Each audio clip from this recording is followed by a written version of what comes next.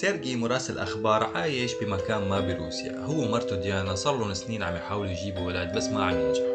بأول الفيلم سيرجي عند معالجة نفسية عم يحكي لها عن مشاكله وبيقول لها إنه بحب يكون عنده ولد لدرجة إنه صار يحلم برضاعات الأطفال وعربايات الأطفال.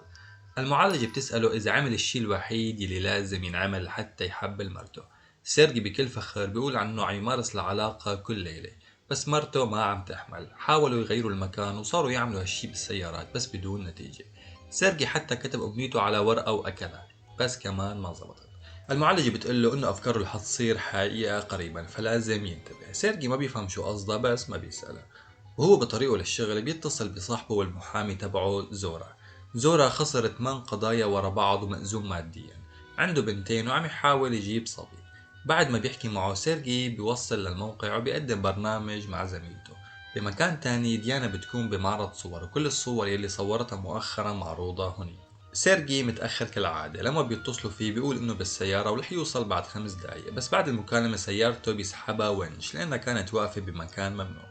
بيعرف إنه مرته رح تكتشف كذبته فبيقرر يترك المعرض وبدل هيك بيروح على البار مع زورا. وهن عم يحكوا عن الأطفال. زورا بيقول له إنه مرته حامل بشهر الأول. هالمرة متأملين يكون صبي لأنه زورا لبس زوج من الأحذية الخاصة وقت العلاقة. عيلتهم عندها اعتقاد إنه كل مرة الرجل بيلبس هيك نوع من الأحذية المرة بتجيب ولد. بهي الطريقة ولد زورا وأبوه وجده. تاني يوم بيكون عيد الحب. سيرجي وديانا بيروحوا للمكان يلي التقوا فيه لأول مرة قبل 5 سنين. بيتعاهدوا يرجعوا لهالمكان مع أولادهم يوما ما. قبل ما يرجعوا على البيت سيرجي بيشتري نفس الأحذية يلي قال لهم عنهم زورو. بالليل بعد العلاقة بيشلح الحذاء وبيضمه ومتأمل إنه يجي ولد قريبا. لما ما بيقدر ينام بيوقف عند الشباك وبيصلي. ثواني بعدين بيشوف نجم ساقط. بعد 10 أيام سيرجي بيكون بالاستوديو عم يقدم برنامج عن دجاجة اسمها سونيا. سونيا حيوان معجزة وتجسد جديد لبول الأخطبوط. بتقدر تتنبأ بنتائج مباريات كرة القدم من خلال البيض يلي بتبيضه. عدد البيضات هو عدد أهداف الفريق الفائز.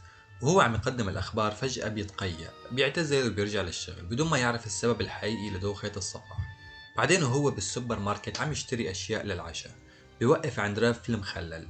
هو ما كان بحياته بحب الأشياء الحامضة بس فجأة بيشتهي المخلل أكثر من أي شيء تاني. على التليفون زورو بيمازحه إنه حامل بس سيرجي بيتذكر أمنيته بيفكر إنه يمكن يكون احتمال. بهالليل بيلاقي اختبار الحمل تبع ديانا بالخزانة وبيقرر يجرب نظريته. بالبداية بيشوف خطين حمر على الاختبار وبيفكر إنه مو حامل، بس بعد ما يقرأ التعليمات بيكتشف إنه الخطين معناتها إنه هو حامل. بيعمل الاختبار كذا مرة وكل مرة نتيجة إيجابية. الفكرة بتكون غريبة لدرجة إنه ببلش يضحك على الاختبار الإيجابي. الصبح بيفطر مخلل. ديانا بتلاحظ تصرفاته الغريبة وبتسأله شو فيه. لما بيقلها إنه رح يصيروا أهل بتفكر إنه خانة، بس لما بتعرف إنه هو الحامل بتزعل أكتر وبتفكر إنه انجن. سيركي بده تكون مبسوطة إنه رح تصير أم، بس ديانا بتحتاج وقت لتستوعب الوضع. بهي الليلة أهل سيرجي وعيلة زورو بيجوا لعندهم على العشاء. سيرجي بيستغل الفرصة ليعلن رسميا عن حمله. العيلة بتصير ساكتة ومصدومة. بيحاولوا يشرحوا له بهدوء إنه مستحيل للرجل يجيب ولد. سيرجي بيطلع من البيت بدون ما يقول شي وبيترك الكل بارتباك.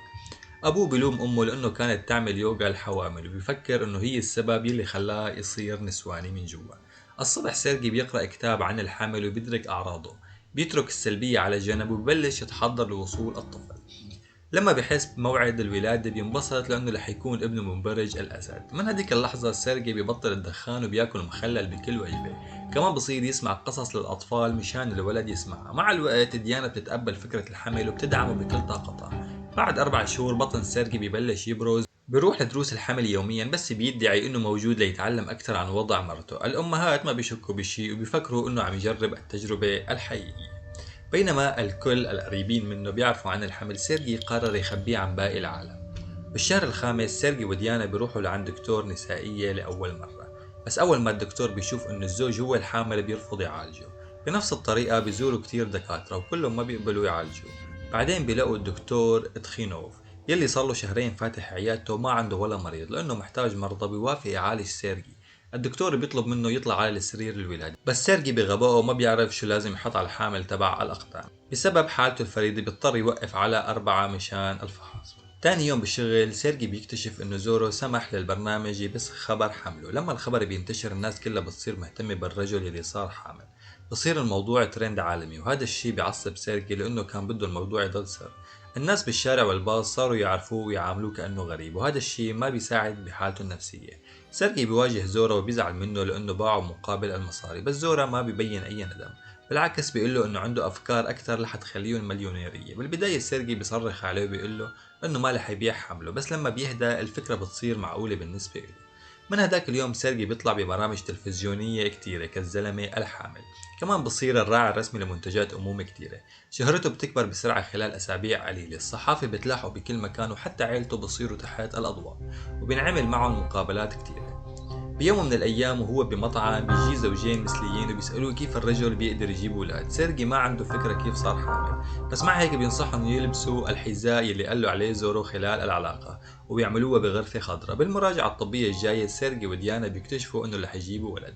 برا المشفى الصحافة بتحاصره مرة تانية، بينشغل بأسئلتهم وما بيلاحظ إن ديانا ضلت وراه. من وقت شهرته ما عاد الزوج المحب يلي كان عليه سابقا. بعدين سيرجي بياخد برنامج خاص بيقدم فيه نصائح للأمهات الحوامل. زورا بيكسب كتير مصاري من ورا البرنامج، بس كل ما سيرجي يشتغل أكتر كل ما صار يهمل مرته واحتياجاتها. بإحدى الحلقات سيرجي بياخد عيلته لمطعم وبيطلب منهم يحكوا عن حمله. ديانا بتعصب على المصور وبتترك المطعم لأنه ما عاد تحملت الوضع. بعد الحادثة كل عيلته بتتركه وسيرجي بيضل حاله لأول مرة. بيستوعب إنه الشهرة خربت حياته، بس قبل ما يحاول يصرح الأمور مجموعة من المحتجين الدينيين ببلشوا احتجاجات ضده. مع تزايد الكره تجاهه، محطة تلفزيونية منافسة بتقاضي برنامجه بتهمة انه خدع دعائية لجني الارباح. بالجلسة الاولى زورا بيلاقي صعوبة يدافع عنه، بينما المدعية بتبهر الكل بأدائها القوي. بتعرض ملف بحساب سيرجي البنكي اللي فيه كل الارباح اللي كسبها من حمله. بالبيت ديانا بتطلب منه يوقف كل هاللعبة ويرجعوا يعيشوا حياتهم طبيعية مثل قبل، بس سيرجي وهو معصب بصرخ عليها. بالجلسة الثانية زورا بيجيب سيرجي قدام القاضي وبفرجي الكل بطنه، حتى بيعرض صور الحمل كدليل. لتكذيبهم المدعية بتجيب طبيب سيرجي على المحكمة. الطبيب بيقول انه سيرجي اول مريض عنده وما عنده الخبرة الكافية لهيك حالة معقدة.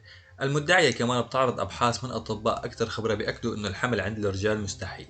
بنهاية الجلسة بيبين انه سيرجي عم يخسر القضية. بيوم من الايام بعد مقابلة سيرجي بيرجع على البيت ليلاقي انه ديانا تركته. بيخاف وبيستوعب قديش كان عم يعاملها بطريقة سيئة بالفترة الأخيرة. الطريقة الوحيدة ليستعيد ثقتها هي انه يوقف البرنامج. بهيك بالجلسة الأخيرة ما بيروح على المحكمة. زورا بيخاف، بس مع هيك بيعمل خطاب مؤثر عن سيرجي كأم عظيمة. الكل بالمحكمة بيصفقوا له، بس فجأة القاضي بيستلم فيديو من سيرجي. زورا ما بيهتم كتير وبيسمح بعرضه. بالفيديو سيرجي بيعترف انه كذب عن الحمل وبيعتذر لكل الناس اللي اذاهم بسبب تصرفاته.